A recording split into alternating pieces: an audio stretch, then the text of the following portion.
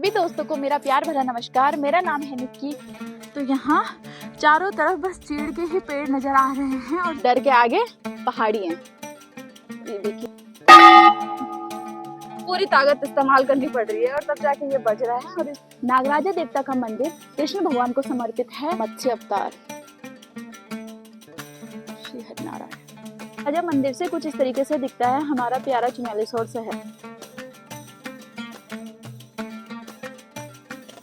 दोस्तों को मेरा प्यार भरा नमस्कार। मेरा नाम है निक्की और स्वागत है आपका फिर से मेरे YouTube चैनल में। तो दोस्तों, आज के ब्लॉग की शुरुआत मैं कर रही हूँ शाम के 5 बजे से और आज मैं आपको दिखाऊंगी चिन्यालीसौड़ का एक प्यारा और प्रसिद्ध मंदिर, नागराजा देवता मंदिर। दोस्तों, चिन्यालीसौड़ को नागराजा देवता की भूमि कहा जाता है। यहाँ के जो कुल देवता है वो है नागराजा। तो अभी चिन्यालीसौड़ गांव के लोगों ने ही चिन्यालीसौड़ के नागराजा देवता का एक प्रसिद्ध भव्य मंदिर बनवाया है, जिसका अभी निर्माण कार्य चल रहा है। तो आज हम जाएंगे चिन्यालीसौड़ के नागराजा मंदिर में और दिखाएंगे आप सबको यहाँ का भव्य और सुंदर मंदिर।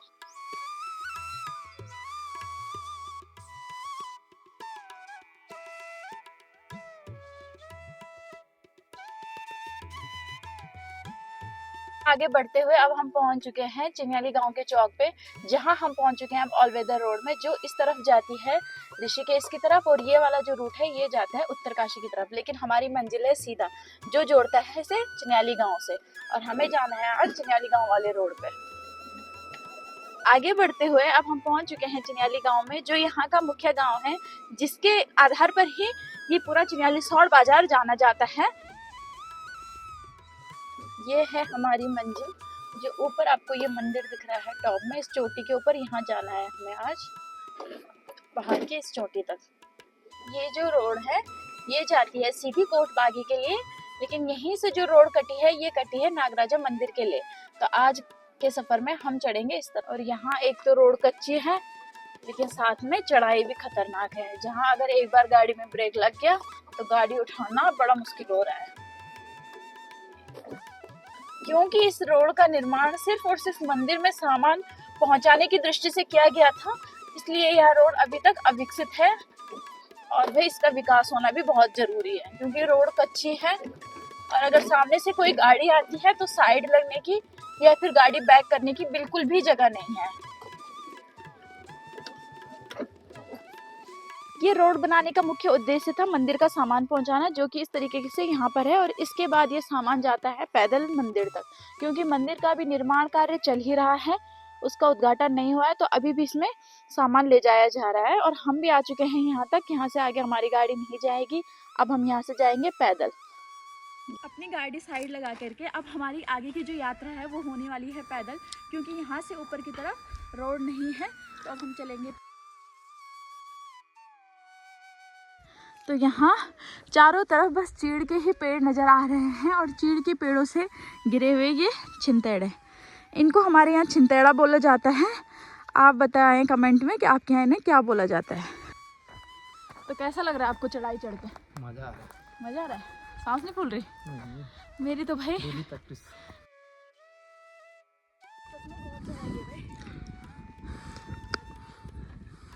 हमें डंडा लेके आना चाहिए था।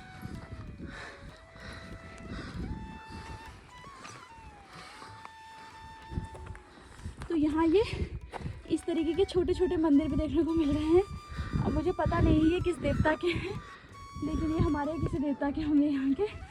तो हम भी इनको प्रणाम करते हैं और हम भी बढ़ते हैं आगे। हमारे यहाँ एक खासियत है कि देवों के जो मंदिर हैं वो इस तरीके की ऊंची धारों पे बनाए जाते हैं, क्योंकि ये मंदिर का आकार बहुत छोटा है, तो इसे हमारे यहाँ मंडुला कहा जाता है। मंदिर नहीं बल्कि छोटे मंदिर को कहा जाता है मंडुला।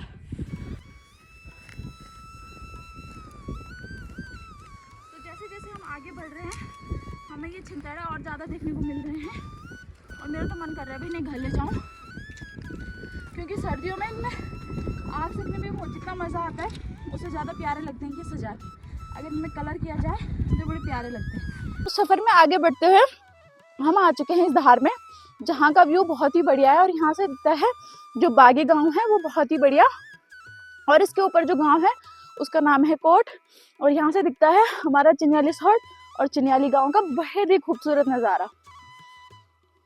जहाँ देखो चारों तरफ बस चीड़ ही चीड़ के पेड़ नजर आ रहे हैं और इन पेड़ों के जंगलों के बीच से जाता है नागराजा देवता के लिए ये कच्चा रास्ता।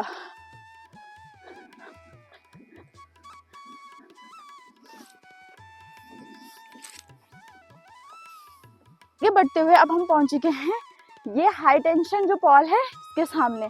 तो बचपन से ही इस तरीके के पॉलों से हमें बहुत डराया जाता था। कहते थे कि इसमें इतना ज़्यादा करंट होता है कि ये इंसानों को अपनी तरफ खींच लेता है। लेकिन हम तो ठहरे ठेठ पहाड़ी, हमने यहाँ भी अपने जो घास के पुले हैं वो यहाँ टांग दिए हैं। और हमारे यहाँ इन्हें बोलते हैं पुरेड़ा लगाना, तो इन्होंने बिजली के पोल के ऊपर ही पुरेड़ा लगा दिया है। ये जितना दिखने में बढ़िया है उतना खतरनाक भी है भाई, क्योंकि मुझे यहाँ खड़े होने में डर लग रहा है, क्योंकि ऊपर से लगातार साउंड आ रहा है और मुझे सच में डर लग रहा है कि कहीं करंट वरंट ना आ जाए। डर के आगे पहाड़ी है। ये देखिए कितना बड़ा पॉल है ये, और उसमें लिखा भी है डेंजर।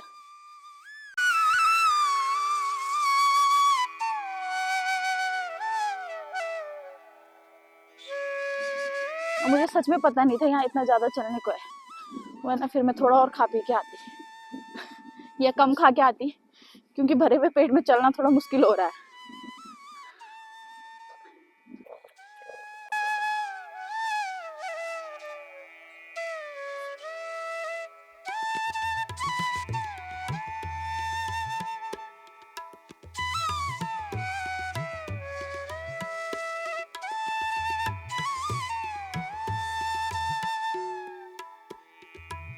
इतनी चढ़ाई चढ़ने के बाद फाइनली हम मंदिर में पहुंच चुके हैं। मंदिर में पहुंचते ही सबसे पहले हमें दर्शन होते हैं हमारे महादेव जी के। यहाँ पर लगा है बोर्ड जिसमें लिखा है जूते चप्पल अंदर ना ले जाए।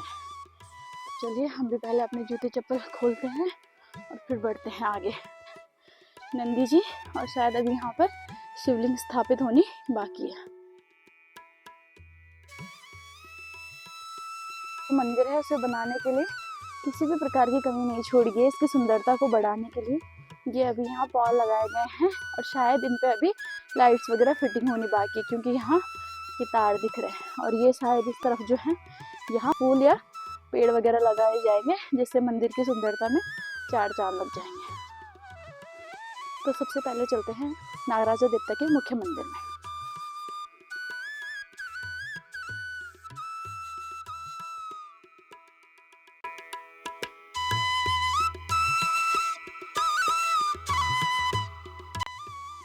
और ये मंदिर का जो घंटा है ये बहुत ही बड़ा और भारी है, जिसको बजाने में तो भाई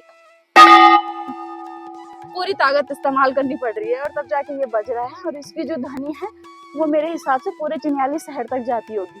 तो अभी आपको दिखाएंगे मंदिर का चारों तरफ का एक नज़ारा, और उसके बाद दिखाएंगे मंदिर से कैसा दिखता है अपना प्यारा चिन्याली। मूर्तियों को अभी ढका गया है, क्योंकि जब मंदिर की प्राण प्रतिष्ठा होगी उसके बाद मंदिर के अंदर भक्त जा सकते हैं और सभी जो मूर्तियाँ हैं उनको दिखाया जाएगा।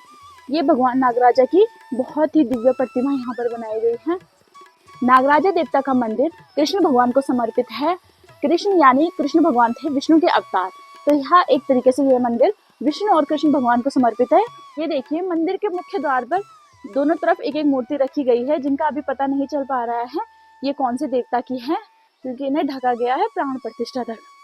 इधर की तरफ हम घूमेंगे मंदिर के, तो यहाँ भी किसी देवता की एक और मूर्ति रखी गई है, जो हमें मंदिर के प्राण प्रतिष्ठा के बाद ही पता चलेगा। यह मंदिर एक तरह से विष्णु भगवान को समर्पित है, इसलिए इसके चारों तरफ विष्णु भगवान के जो अवतार थे उनकी प्रतिमा बनाई गई है। ये देखिए, ये देखिए यहाँ ये मत्स्य अवतार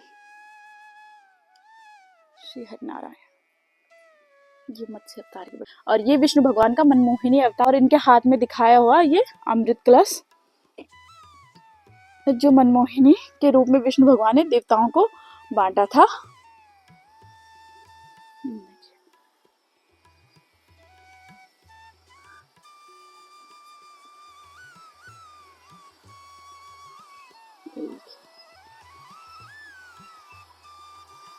ये विष्णु भगवान का श्री कृष्ण अवतार,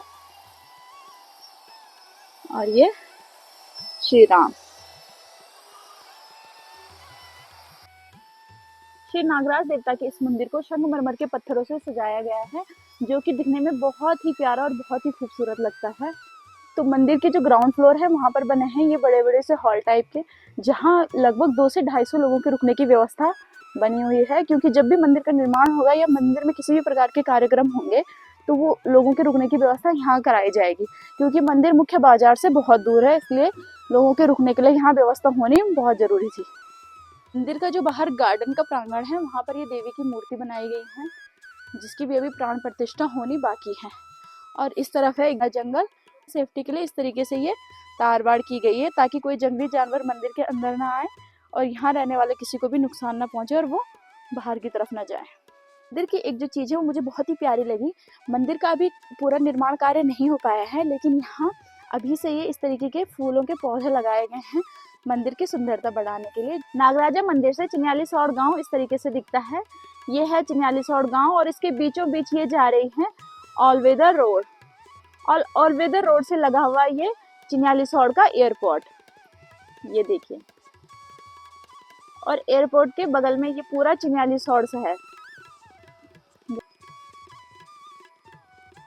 गंगा नदी के किनारे बसा हुआ चिन्यालीसौड़।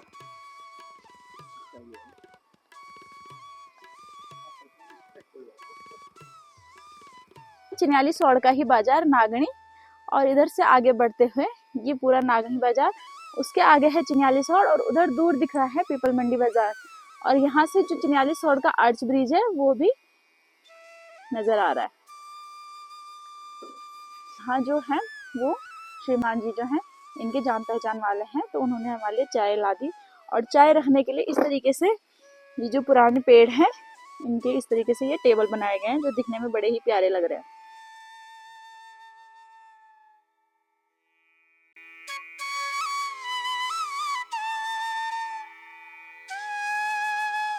मंदिर प्रांगण में इस तरीके के ये झूले बनाए गए हैं, जिसपे हम भी थोड़ी देर झूल लेते हैं।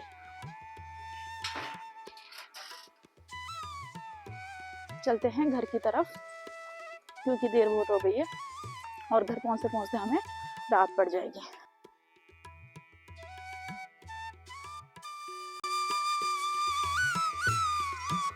चारों तरफ ऊंचे ऊंचे चीड़ के पेड़ों का जंगल और उसके बीच एकदम धार में बसे हुए हैं हमारे नागराजा देवता।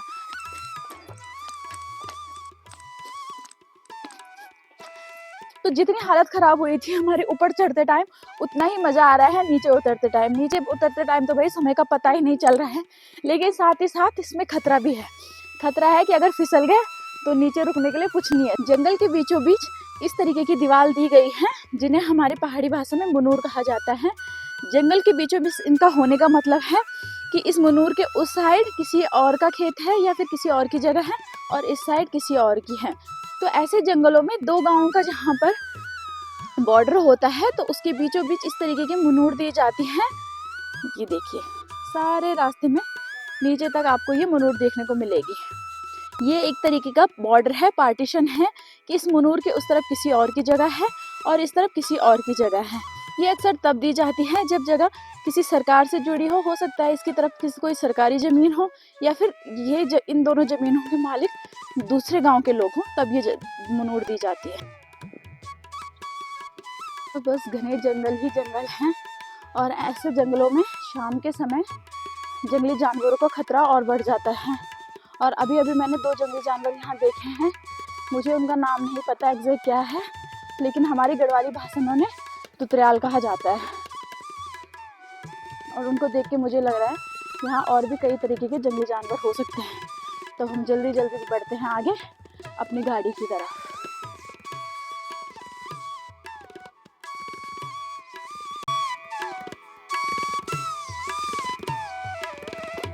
अब बढ़ चुके हैं हम अपने सफर में घर की तरफ।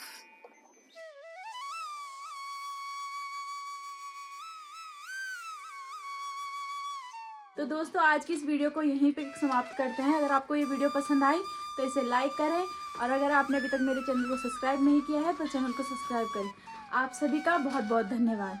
जय देवभूमि, जय नागराजा।